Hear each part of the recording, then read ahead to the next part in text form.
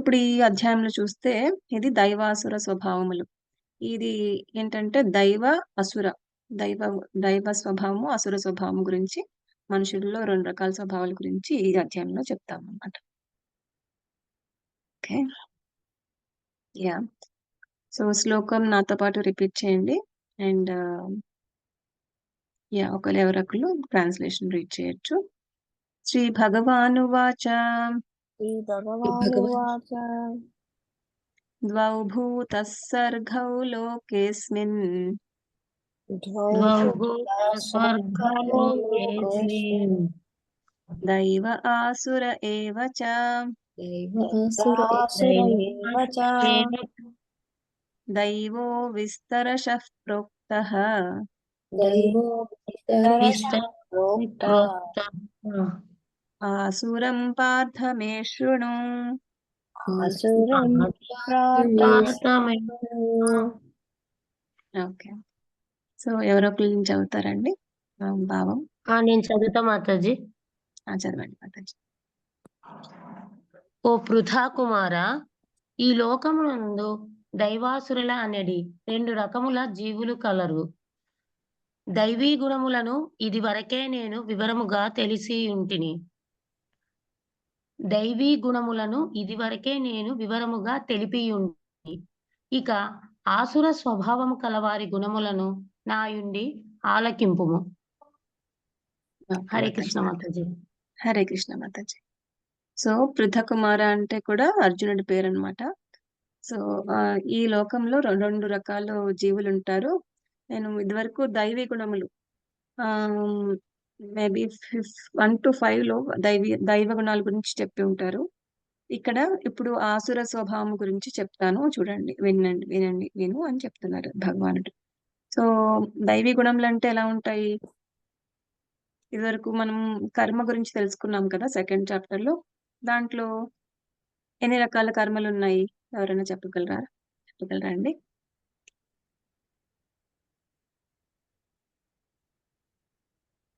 మూడు రకాలు. That's fine. 3 రకాలు ఉంటాయి: అకర్మ అండ్ వికర్మ. సో కర్మ అనేది ఏదైతే శాస్త్రాల్లో ఉందో, శాస్త్ర ప్రకారం చేస్తున్నామో, మంచిదో, అట్లీస్ట్ మంచిదని మన మనసాక్షికి అనిపిస్తుందో అది కర్మ. వికర్మ అంటే నేను రూల్ ఫాలో అవ్వను, అలాంటివి ఉంటారు. కొంతమంది ఉంటారు కదా, అంత నా ఇష్టమే అన్నట్టు. సో అది క్లియర్ గా తెలుస్తుంది, కానీ వాళ్ళు వికర్మ చేస్తూ ఉంటారు. అలాంటిది బ్యాడ్ కర్మ మనకి తెచ్చిపెడుతుంది, బ్యాడ్ రిజల్ట్. నెక్స్ట్ అకర్మ. అదంటే అది దానికి చెడు కానీ మంచి కానీ ఏ రిజల్ట్ ఉండదు, ఏ ఎఫెక్ట్ ఉండదు అనమాట. అలాంటి కర్మ మంచి కర్మ. అలాంటిది యాక్చువల్ గా మనకి అలాంటి కర్మ చేస్తే మనకి ఆ ఏ బాండేజ్ ఉండదు అనమాట. మళ్ళీ పుట్టడం చావడం అనే సైకిల్లో మనం పడము. సో అలాంటి కర్మలన్నీ కర్మలు కదా, లైక్ ఏదైతే శాస్త్ర ప్రకారం ఉన్నాయో అవి కర్మలు. ఇవి వికర్మలు ఎలాంటి రకాలు ఉంటాయో చెప్తున్నారు. అంటే వికర్మలకి కారణం అయ్యే గుణాలు ఎలా ఉంటాయో ఇవి ఇక్కడ చెప్తున్నారు భగవానుడు. ప్రవృత్తిం చ నివృత్తిం చ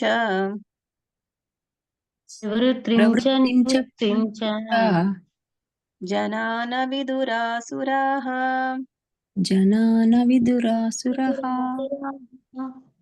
న శౌచం నాపి చాచారః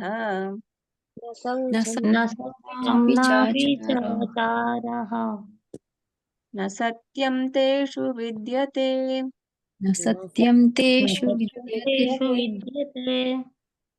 ఓకే అండి, ఎవరైనా చదువుతారండి? ఆసురి గుణములు గలవారు చేయవలసినదేదియో చేయరానిదేదియో ఎరుగుకుందురు. శుచిత్వము గాని, సదాచారము గాని, సత్యము గాని వారి యందు గోచరింపదు. హరే కృష్ణ. సో వీళ్ళకి ఏంటి మాతాజీ, ఇలాంటి ఆసురి గుణముల వాళ్ళకి ఏది చేయాలో ఏది చేయకూడదో తెలీదు. తెలిసినా చెప్పినా వినరు, ఇలాంటి మనుషులు అనమాట.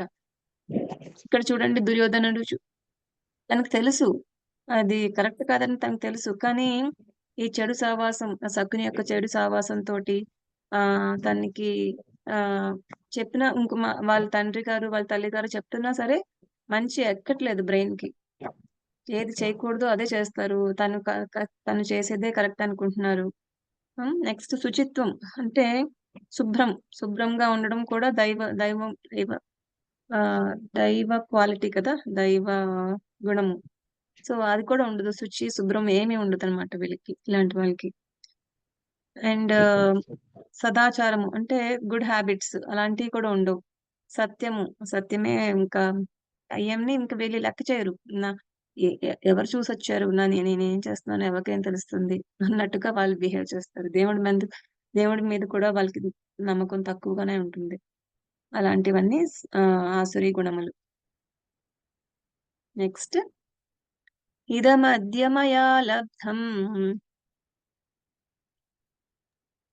ఇదమద్య మయా లబ్ధం ఇమం ప్రాప్స్యే మనోరథం ఇమం ప్రాప్తే ప్రాప్తే మనోరథం మనోరథం ఇదమస్तीदमपि मे ఇదమపి మే భవిష్యతి పునర్ధనం భవిష్యతి భవిష్యతి పునర్ధనం పునర్ధనం పునర్జనం అసౌ మయా హతః శత్రుః అసౌ అసౌ మయా మయా శత్రుః శత్రుః హనిష్యే చాపరానపి నిశ్చే పరపి ఈశ్వరోహమహం భోగి ఈశ్వరో ఈశ్వరోహమహం భోగి సిద్ధోహం బలవాన్ సుఖీ సిద్ధోహం సిద్ధోహం బలవాన్ బలవాన్ సుఖీ ఆఢ్యోభిజనవానస్మి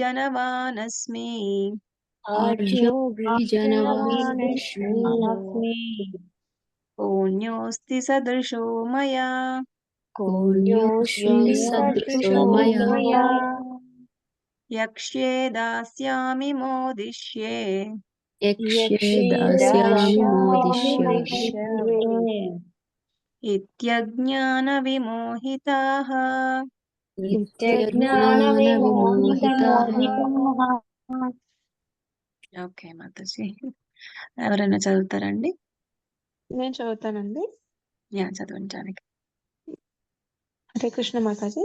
చదవండి జానకి గారు. హరే కృష్ణ. అసురీ స్వభావము బావుడగు మనుజుడు ఇట్లు తలచును. ఈనాడు నా వద్ద ఇంత ధనమున్నది, నా ప్రణాళికలచే నేను మరింత ధనమును పొందుదును. ఇది అంతయు నాది, భవిష్యత్తులో ఇది మరింత వృద్ధినొందగలదు.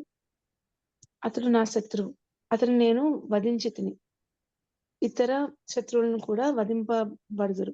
నేనే సర్వస్వమునకు ప్రభువును, నేనే భోక్తను, పూజ్యుడును, శక్తివంతుడును మరియు సుఖిని నేనే. భాగ్యవంతులైన బంధువులతో కూడియుండు నేనే అత్యధిక ధనశాలిని. నన్ను మించిన శక్తిమంతుడు గాని సుఖమంతుడు గాని వేరొకడు లేడు. నేను యజ్ఞములను ఆచరించను, దానమసుగుదును మరియు అట్లనర్చి మోదము నొందుదును. ఈ విధముగా అట్టివారు అజ్ఞానముచే భ్రాంతికి లోనగుదురు. Okay, thank you Mataji. Hare Krishna. So చూసారు కదండి, ఇన్ని క్వాలిటీస్ మనలో. ఇలాంటి క్వాలిటీస్ ఏవో అన్నీ లేకపోయినా అప్పుడప్పుడన్నా ఒక్కొక్కటి కనిపిస్తూ ఉంటుంది కదా. నాకు అన్నీ ఉన్నాయి, నాకు ఇంకేం పర్వాలేదు, నాకు లోటు లేదు.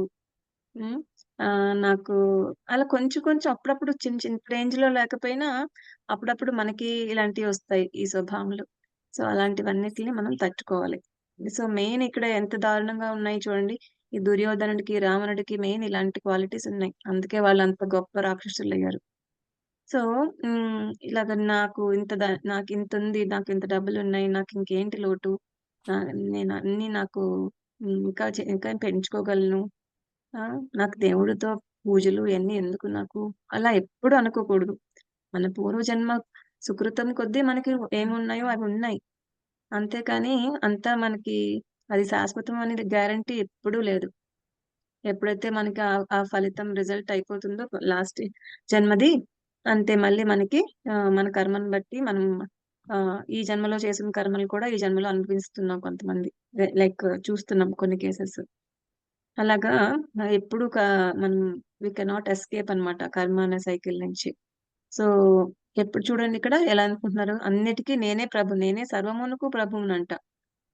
కొంత సీఈఓ అయ్యే రేంజ్ అయ్యారనుకోండి కొంతమంది, వాళ్ళు ఇంకా నాకేంటి నేనే కింగ్ అన్నట్టుగా బిహేవ్ చేస్తారు కదా. అది చాలా చాలా తప్పు. అది ఏమున్నా మనకి వచ్చింది జస్ట్ దేవుడి నుంచి మనకి తెచ్చుకొని డబ్బే కాదు, ఏం, తెలివితేటలైనా అందమైన ఏదైనా అది దేవుడి నుంచి మనకి భిక్షగా వచ్చింది.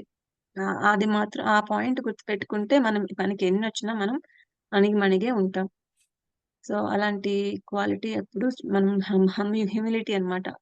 అంటే హంబల్నెస్ అని బాగా వినమ్రతగా ఉండాలన్నమాట. అలా ఉంటే మనకి ఎప్పుడు ఉమ్, ఏ ఏ ప్రాబ్లం రాదు. ఆ ఇలాంటి స్టోరీ ఒకటి ఒక గుర్తొచ్చింది సడన్ గా. అదే ఒక కృష్ణుడు అవతార కృష్ణ లీలలో ఒకటి ఏంటంటే ఆ ఇంద్రుడు ఒక రాజు ఆ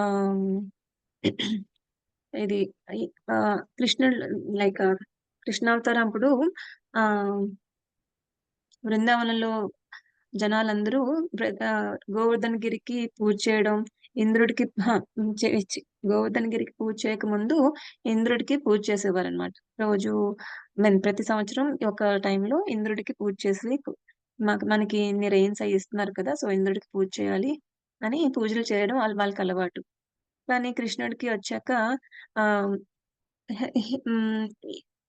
డైరెక్ట్ గా భగవంతుడే ఉన్నారు కదా, మళ్ళీ ఇంద్రుడికి వాళ్ళందరికీ పూజలు చేయడం ఎందుకు వీళ్ళకి అని నంద మహారాజుకి చెప్తారు చిన్న కృష్ణుడు వెళ్ళి, బాబా మీరు ఇప్పుడు ఎందుకు మనకి మనకి గడ్డి ఇచ్చేది, మన ఆవుల్ని పోషించేది ఆ గోవర్ధనగిరి కదా, అక్కడి నుంచే బోళ్ళు గడ్డి వస్తుంది, ఇవన్నీ వీళ్ళు మనకి మనకి కూరగాయలు పళ్ళు అన్ని ఆ పెద్ద గోవర్ధన పర్వతం నుంచి వస్తున్నాయి కదా, మనల్ని పోషించేది అదే కదా, ఇంద్రుడు ఏం చేస్తున్నారు, సో మనం దాన్ని పూజ చేస్తే సరిపోతుంది అని చెప్తారు.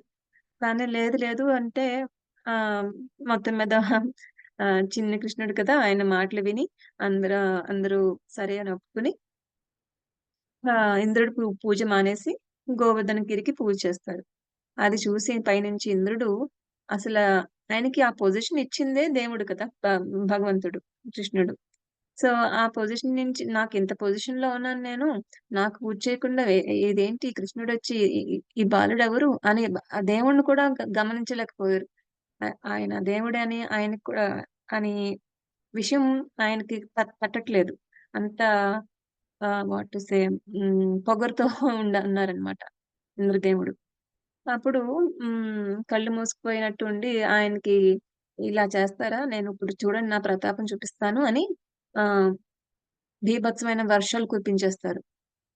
కురిపించి అక్కడంతా పెద్ద పెద్ద వరదలు అన్ని కొట్టుకుపోవడం అన్ని చూసి నవ్వుకుంటారన్నమాట. నన్ను నా పూజ మానేసి ఇలా చేస్తారా, ఇలా మీకు ఇలాగే అవ్వాలి అని ఇబ్బంది పెడుతూ ఉంటారు. వెంటనే కృష్ణుడు అందరికి ఏ ప్రాబ్లం వచ్చినా కృష్ణ కృష్ణ అంటారు కదా.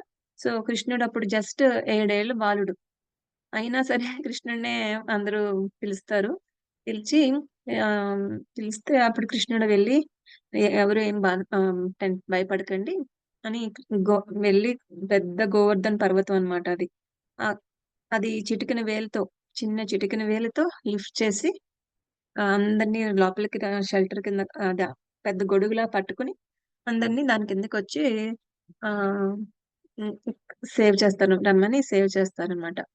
అలా 7 రోజులు వరుసగా ఆ ఇంద్రుడు ప్రతాపం చూపిస్తారు. కానీ ఆ 7 రోజులు కూడా వీళ్ళందరూ హాయిగా కృష్ణుడి సేదలో చల్లగా ఉంటారు.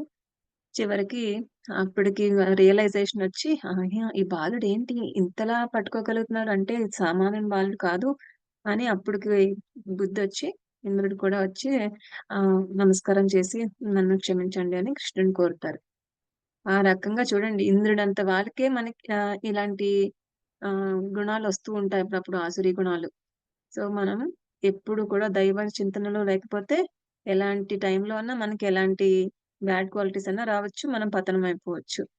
సో మనం ఎప్పుడు జాగ్రత్తగా ఆదమర్చి పోకుండా ఉండాలన్నమాట. అది స్టోరీ చెప్పాలనిపించింది. ఇక్కడ అదే అండి, ఇంక మిగతా అన్ని అలాంటి పాయింట్సే. నేను నన్ను మించిన శక్తిమంతుడు కానీ సుఖమంతుడు వేరొకరు లేరు, అలా ఎప్పుడు ఇలా ఏమి అనుకోకూడదు. నెక్స్ట్ శ్లోక. తానహం ద్విషతః క్రూరాన్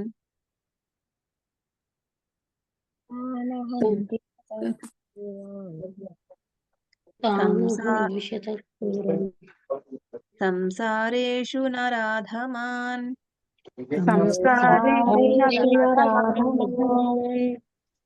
క్షిపామ్యజస్రమశుభాన్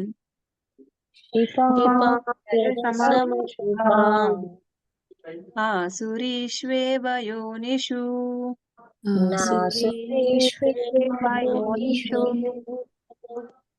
ఆసురీం యోనిమాపన్నాః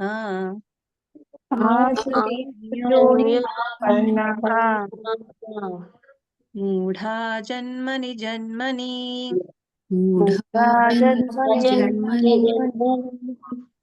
మామప్రాప్యైవ కౌంతేయ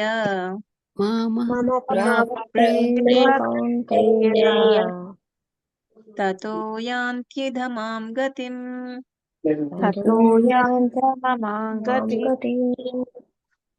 ఓకే, భావం ఎవరు చదువుతారండి?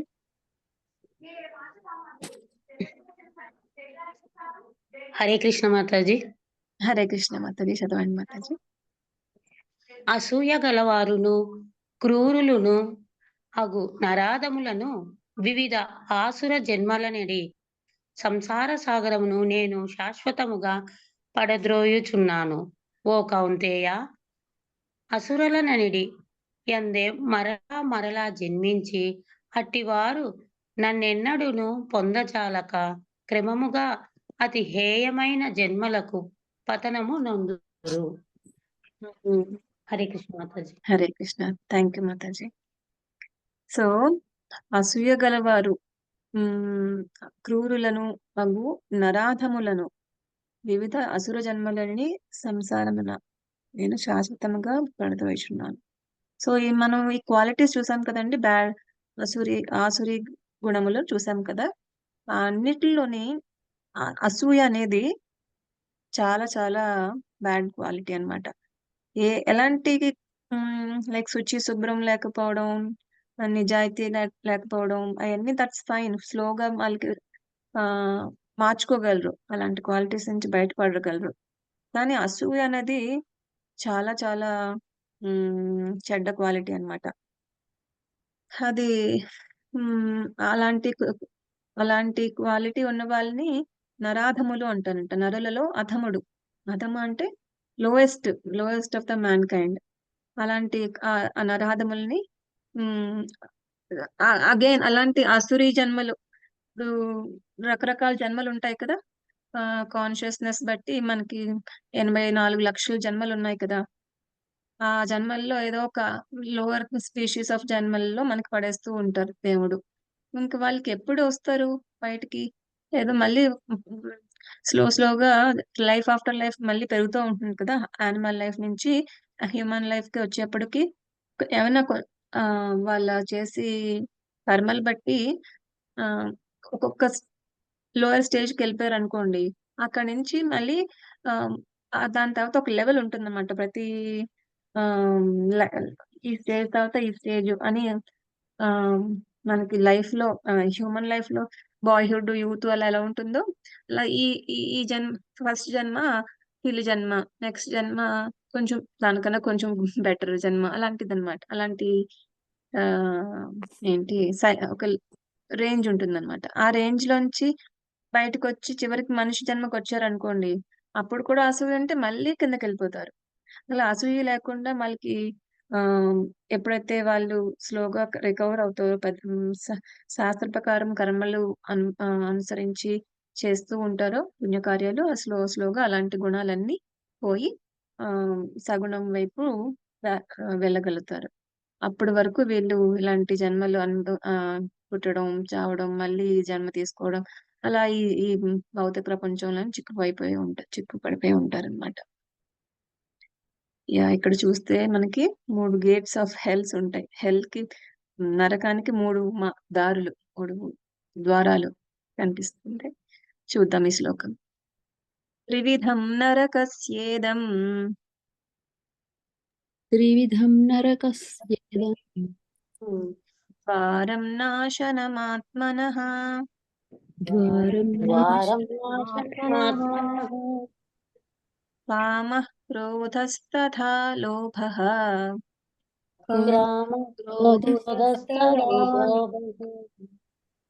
తస్మాదేతత్త్రయం త్యజేత్.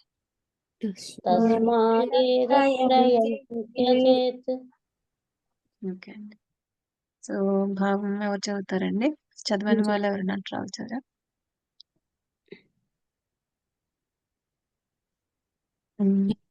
ఎవరైనా పర్వాలేదండి, చదవండి. కామము, క్రోధము, లోభము అనునవి 3 నరక ద్వారములై యున్నవి.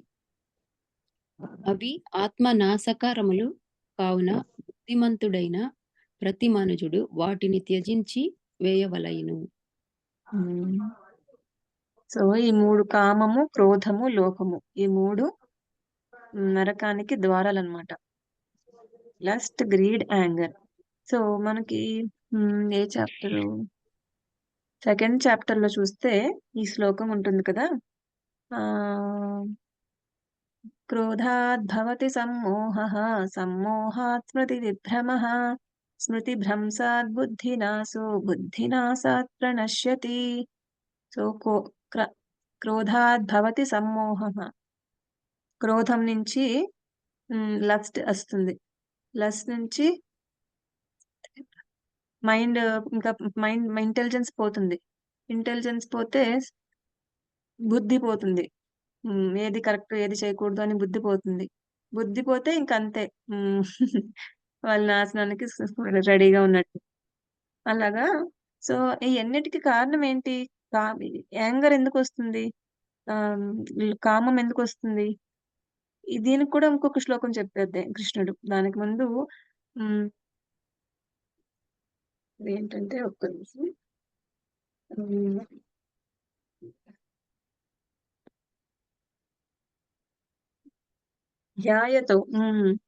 ధ్యాయతో విషయాన్ పుంసః సంగస్తేషూపజాయతే. విషయములు అంటే సెన్స్ ఆబ్జెక్ట్స్ అన్నమాట. ఇప్పుడు ఒక టీవీ ఉందనుకోండి. ఆ టీవీ గురించి ఇప్పుడు మనకున్న టీవీ బాగానే ఉంటుంది. కానీ కొత్త TV 60 inches TV, special effects TV అలాంటివన్నీ కొనాలనుకోండి, ఎవరన్నా చూసామనుకోండి, ఫస్ట్ ఆ టీవీ గురించి ఆలోచన వస్తుంది కదా. కొత్త టీవీ కొనుక్కుంటే బాగుంటుంది అని ఆలోచన వస్తుంది. ఆ ఆలోచన నుంచి కాంటెంప్లేషన్ స్టార్ట్ అవుతుంది. అది ఫస్ట్ అది చూస్తాము, ఒక థాట్ వస్తుంది మైండ్ లో. ఆ థాట్ నుంచి మనం ఎక్కువ ఇంకా థింక్ చేస్తున్నాం అనుకోండి, దాన్ని కాంటెంప్లేషన్ అంటారు. అంటే దాని గురించే స్మరణం చేసుకోవడం. లైక్ అది ఉంటే బాగుంటుంది, అది ఎక్కడ ఉంటుంది, ఎలా, ఎప్పుడు ఆఫర్ లో వస్తుంది, అలాంటి థింక్ ఆలోచిస్తూ ఉంటాం. అప్పుడు తర్వాత స్లోగా దాని మీద ఆశ పెరుగుతుంది. ఆశ పెరిగి దాని నుంచి గ్రీడ్ వస్తుంది. అంటే ఎప్పుడైనా ఆఫర్ లో ఉంటే బాగుంటుందని చూస్తాం. తర్వాత వాళ్ళకి ఎలా వచ్చింది, నాకెందుకు రావట్లేదు, అలాంటి కొంచెం కొంచెం నెగిటివ్ గా స్లో నెగిటివ్ గా వెళ్ళడానికి అవకాశం ఉంటుంది అనమాట. తర్వాత మనకు ఆఫర్ లో రాలేదనుకో, ఆఫర్ అనే కాదు, ఏదన్నా ఛాన్స్ ఇచ్చి మనకి దొరకలేదు అనుకోండి, మనకి కోపం వస్తుంది.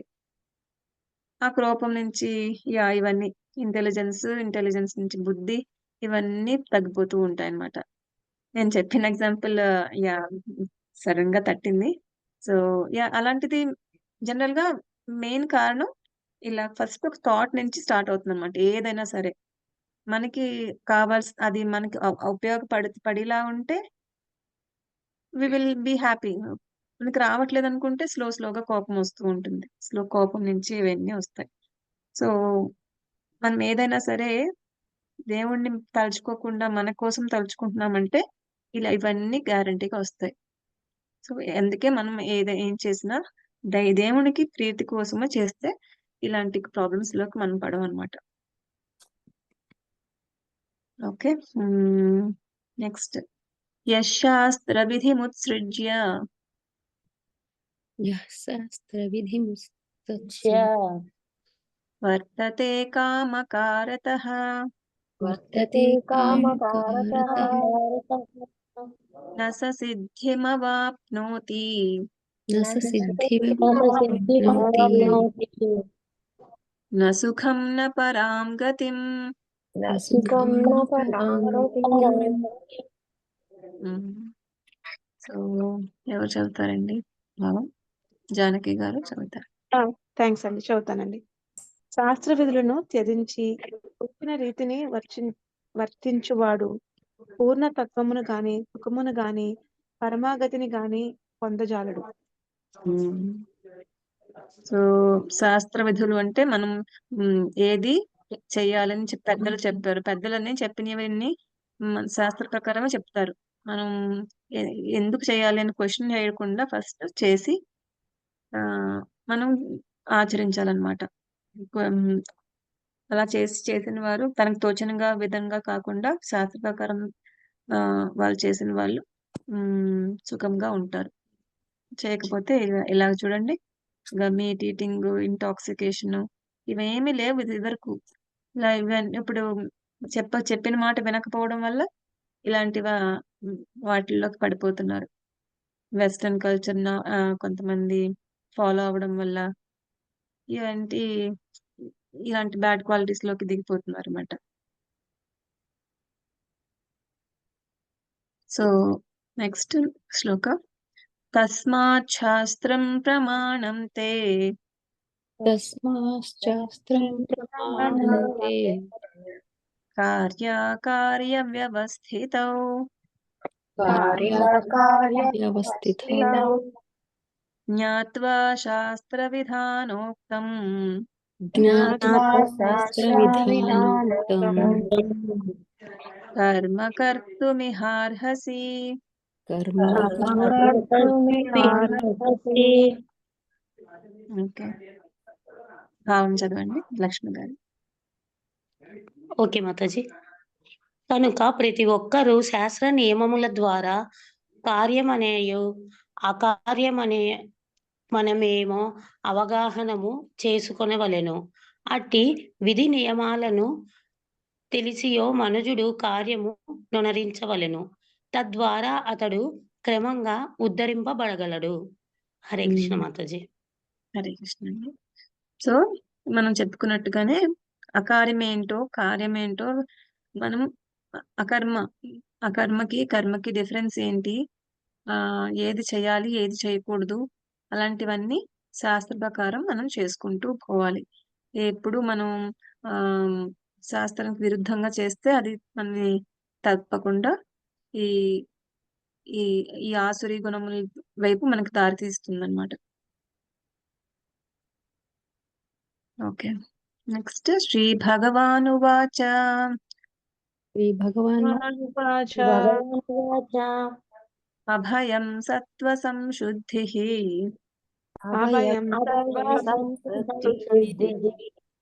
జ్ఞానయోగ వ్యవస్థితిః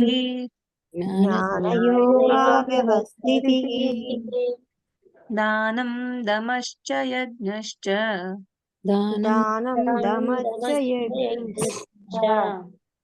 స్వాధ్యాయస్తప ఆర్జవం.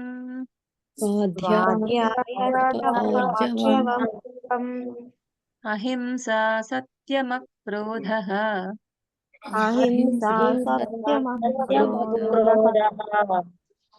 త్యాగస్తాన్ శాంతిరుపైశునం.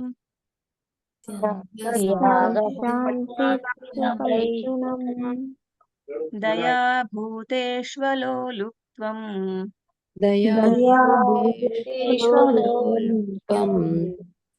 మార్గవం హ్రీరచాపలం.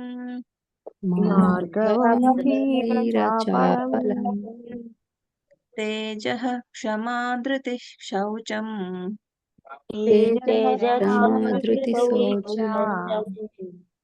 అద్రోహో నాతిమానిత అద్రోహాతి మానిత భవంతి సంపదం దైవీం భవంతి సంపదం దైవీ అభిజాతస్య భారత. అభిజాతస్య భారత. ఓకే అండి, ఎవరైనా చదువుతారండి? నేను చదువుతా మాతాజీ. చదవండి.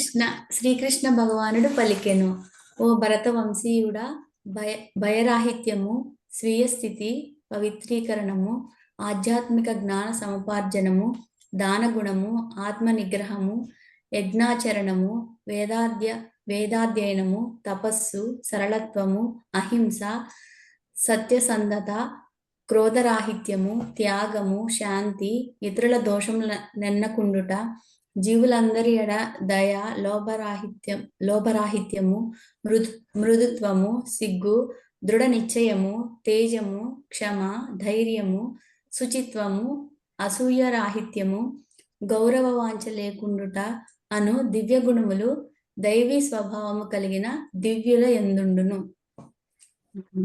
Thank you Mataji. So first శ్లోకాల్లో ఇది చెప్పారనమాట. మనం ఫస్ట్ లో చూసాం కదా, ఆల్రెడీ చెప్పుకున్నాం అనుకున్నాం కదా.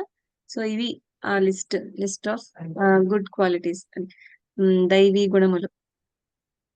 సో ఎంత బాగున్నాయి చూడండి. ఇన్నిటిలో మనకి కనీసం ఇది చాలా చాలా ఇంపార్టెంట్ లిస్ట్. మనం ఇది కొంచెం ఇవన్నీ లిస్ట్ లాగా పేపర్ మీద రాసుకొని మనం ఎక్కడన్నా అంటించుకుని రోజు చూస్తా ఉంటే కనీసం కొంచెమైనా చేయాలనిపిస్తుంది కదా, శాంతంగా ఉండాలనిపిస్తుంది, క్రోధం తగ్గించుకోవాలనిపిస్తుంది. ఇలాంటివి చేస్తే మనకి స్లోగా దివ్య గుణములు వస్తాయి అన్నమాట. ఈ ఏంటి, అసూయ లేకుండుట, వేదాధ్యయనం. వేదాలంటే మనం పెద్ద పెద్ద వేదాలు చదవక్కర్లేదు. భగవద్గీత శ్లోకం రోజుకి ఒకటి చదువుకుంటే అది వేదాధ్యయనమే. ఇది ఎంత వేదాంత సారం కదా భగవద్గీత అనేది. సో ఇది చదివితే చాలు, చాలా మనకి వేదాలు చదివినంత ఫలితం ఉంటుంది. ఆత్మ నిగ్రహము, యజ్ఞాచరణము. యజ్ఞాచరణం అంటే మనం యజ్ఞాలు చేసేయక్కర్లేదు. లైక్ మనం చేసే పని దేవుని తలుచుకుని చేస్తే అదే యజ్ఞం. అహింస, సత్యసంధత, సత్యం మీద నిలబడటం, క్రోధరాహిత్యము, త్యాగము, శాంతి, ఇతరుల దోషములు నెన్నకుండుట. ఇది చాలా చాలా ఇంపార్టెంట్. ఇది అందరిలోనే వాళ్ళ గుణాలు, వాళ్ళ దోషాలు ఉంటాయి. వాళ్ళ దోషాలు వాళ్ళకి తెలియవు. కానీ మనం ఏదో ఒక లోపం ఎంచకుండా ఉండడం చాలా కష్టం కదా అని ట్రై చేయాలి. ట్రై చేస్తే స్లోగా మనకి ఆ క్వాలిటీ డెవలప్ అవుతుంది. చాలా మందికి ఈ క్వాలిటీ ఉంటుంది. ఏదో ఒక లోపం ఎంచుతారు, ఉన్న దాంతో పాజిటివ్స్ కన్నా నెగిటివ్స్ ఎక్కువ హైలైట్ చేస్తారు. అది చాలా కొంచెం బ్యాడ్ క్వాలిటీ అన్నమాట. జీవులందరి ఎడ దయ. దయ ఉంటే తిట్టడం, కొట్టడం అలాంటివి తగ్గుతాయి. కొంచెం కష్టమే, బట్ ట్రై చేయొచ్చు మనం. అట్లా ఎస్పెషల్లీ చిన్నపిల్లలతో ఉన్నప్పుడు తిట్టకుండా దయ చూపించడం కొంచెం కష్టం, తప్పులు చేస్తున్నప్పుడు కూడా. కానీ మనం ట్రై చేస్తూ ఉంటే ఏదో ఒక నాటికి మనం మంచిగా ప్రేమగా చెప్పగలుగుతాం. వాళ్ళకి ప్రేమగా చెప్పినప్పుడే వింటారు. వాళ్ళకి తిట్టి కొట్టి చెప్పినా వినరు కదా. అలాగా ఆ స్టేజ్కి రాగలుగుతాం మనం ట్రై చేస్తూ ఉండాలి. నెక్స్ట్ లోభరాహిత్యము, మృదుత్వము, సిగ్గు, దృఢ నిశ్చయము, తేజము. సో ఇవన్నీ చాలా చాలా మంచి క్వాలిటీస్ అండి. మనం కుదిరితే ఒక్క మీద రాసుకొని అలా పెట్టుకోండి, చూస్తూ ఉండండి రోజుకి ఒకసారి అయినా. It will be really helpful. Next, పవిత్రమైన కృష్ణనామము అత్యంత శక్తివంతమైనది. పాపులలోకెల్లా పాపులైనటువంటి జగాయ్ మదాయ్ మరియు మదాయిలను కాపాడేటువంటి లీలా మహాతరమైన ఉదాహరణ. మన హృదయంలో ఉన్నటువంటి రాక్షస గుణాలను ఒక్క పవిత్ర నామం మాత్రమే పూర్తిగా నిర్మూలించగలదు. సో ఇక్కడ స్టోరీ ఏంటంటే, సో చైతన్య మహాప్రభు టైంలో మీకు ఆల్రెడీ చెప్తూ ఉండుంటారు కదా చైతన్య మహాప్రభు గురించి. సో ఆయన 500 సంవత్సరాల క్రితం వచ్చారు. సంకీర్తన యజ్ఞం స్టార్ట్ చేసింది ఆయనే. ఆయన డైరెక్ట్ గా కృష్ణుని అవతారమే, శ్రీకృష్ణుని అవతారం, భక్త అవతారంలో వచ్చారనమాట. సో ఒకరోజు నిత్యానంద మహాప్రభు ఇంకా హరిదాస్ ఠాకూర్ వెళ్తున్నారు ప్రచారం చేయడానికి. వాళ్ళకి ఇంక ఇదే డ్యూటీ. చైతన్య మహాప్రభు చెప్పినట్టుగా అందరికీ హరినామం ఇవ్వండి అని అందరికీ చెప్పడమే వీళ్ళ పని అనమాట. ఒకరోజు అలాగా వీళ్ళు ఒకళ్ళు జగాయి మదాయి అని ఇద్దరు, వాళ్ళు యాక్చువల్ గా బ్రాహ్మణ్ ఫ్యామిలీలో పుట్టారు, అన్ని తెలుసు ఎలా చేయాలి ఎలా చేయకూడదు అని. కానీ మనం చూసినట్టు వికర్మ ఏది చేయకూడదు అదే చేస్తారనమాట. ఏది వాళ్ళకి తెలుసు ఇలా చేయకూడదు, గురువు గారు వాళ్ళ భార్యని తల్లితో సమానంగా చూసుకోవాలి, తాగుడు చేయకూడదు, ఆడవాళ్ళని హింసించకూడదు అన్ని తెలుసు, కానీ ఏది చేయకూడదు అది చేస్తానంటారు వీళ్ళు. ఇలాంటి కేటగిరీ అన్నమాట. అలా అందరూ వాళ్ళని చూసి భయపడుతూ కూడా ఉండేవారు. ఎవరు వాళ్ళ దగ్గరికి వెళ్లకుండా మాట్లాడకుండా ఉండేవారు అనమాట. కానీ ఈ చైతన్య నిత్యానంద మహాప్రభు ఇంకా వీళ్ళు వాళ్ళ ఇంటికి వెళ్ళినప్పుడు తరిమేస్తారు. మాది మా ఇంటికి వచ్చారంటే హరినామం వేసుకుని వెళ్ళిపోండి అని తరిమేస్తారు. కానీ అయినా వాళ్ళకి ఎలా వాళ్ళని ఉద్ధరించాలని మళ్ళీ వెళ్తారు నిత్యానంద మహాప్రభు. అప్పుడు చేతిలో బాటిల్ ఏదో ఉంటే విసిరేస్తారు మొహం మీద. ఎందుకో రక్తం వస్తుంది చూసారా, ఈ బ్లూ కలర్ ఈయన నిత్యానంద మహాప్రభు. రక్తం వస్తుంది. ఈయన బలరాముని అవతారం అన్నమాట. చైతన్య మహాప్రభు శ్రీకృష్ణుడు అండ్ ఈయన బలరాముడు. సో ఈయన దెబ్బ తగిలింది అని తెలిసిన వెంటనే చైతన్య మహాప్రభు ఇంకా కృష్ణుడికి సుదర్శన చక్రం ఉంటుంది కదా, అలాగే ఈయనకు కూడా కోపం వచ్చినప్పుడు సుదర్శన చక్రం వస్తుంది. వచ్చి ఆయనకి డైరెక్ట్ గా చంపేద్దామని తీస్తారనమాట సుదర్శన చక్రం. తీస్తే నో వద్దు మహాప్రభు అని ఈయన పాపం అలా అంత కొట్టినా సరే, అంత గాయమైనా సరే క్షమించండి అని ఆయన పట్టుకుని వేడుకుంటారు. సో ఆయన వల్ల వీరిద్దరికి ప్రాణభిక్ష దక్కి వీళ్ళిద్దరు కాపాడబడి, ఇంకా అప్పటి నుంచి నేను ఇంతలా కొట్టినా సరే నన్ను కాపాడుతున్నారా, ఈయన నిజంగా వీరు గొప్పవారని వీళ్ళిద్దరు కూడా భక్తులుగా మారిపోయి అప్పటి నుంచి హరినామం చేసుకుంటూ బతికారనమాట. సో అంత గొప్పది ఇంత హరినామం అనేది. సో మనం ఈ మధ్యన కూడా ఇండియాలో కూడా చూస్తున్నాం కదా, చాలా పెరుగుతుంది. మనం చాలా మంది ఉపన్యాసం చెప్తున్నప్పుడు కూడా ఇంకా చాలా చూస్తున్నాం ఈ మధ్య హరినామం యొక్క విలువ చాలా మంది తెలుసుకుంటున్నారు.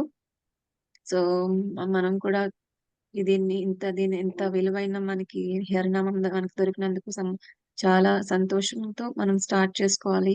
ఎవ్రీడే జపం చేసుకుంటూ మన సాధన మొదలు పెట్టుకోవాలి. సో అదే అండి టాపిక్ ఈరోజు కొంచెం లేట్ అయింది. మనం జపం కూడా చేయాలి కదా. సో ఈ లోపు ఏమైనా క్వశ్చన్స్ ఉన్నాయా చెప్పండి. ఏమైనా క్వశ్చన్స్ కానీ కామెంట్స్ కానీ ఉంటే చూద్దాం.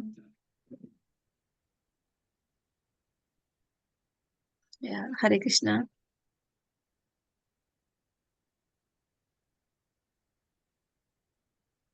ఎవరికైనా ప్రశ్నలు ఉన్నాయండి?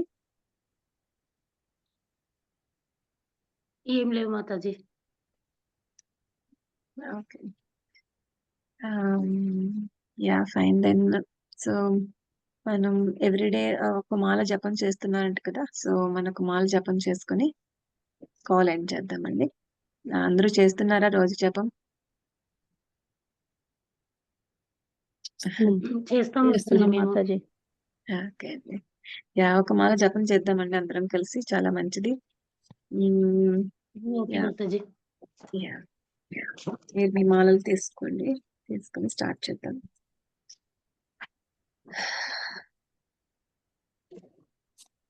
జయ శ్రీ కృష్ణ చైతన్య, జయ శ్రీకృష్ణ జై శ్రీకృష్ణ చైతన్య, ప్రభు నిత్యానంద, ప్రభు నిత్యానంద, శ్రీ అద్వైత గదాధర, శ్రీ అద్వైత గదాధర, శ్రీవాసాది గౌర భక్త వృంద, శ్రీవాసాది గౌరవ గౌరభక్త బృంద, కృష్ణ కృష్ణ కృష్ణ హరే హరే హరే రామ రామ రామ